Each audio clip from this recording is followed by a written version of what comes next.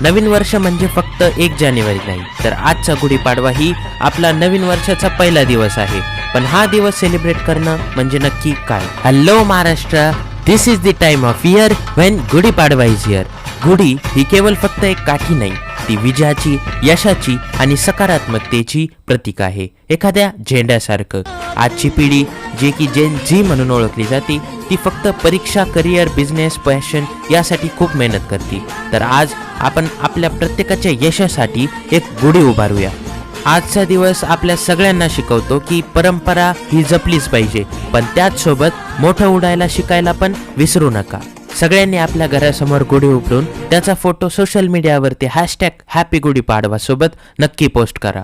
या नवीन वर्षात नवीन संधी, नवीन स्वप्न आणि नवीन ऊर्जा घेऊन पुढे जाऊया.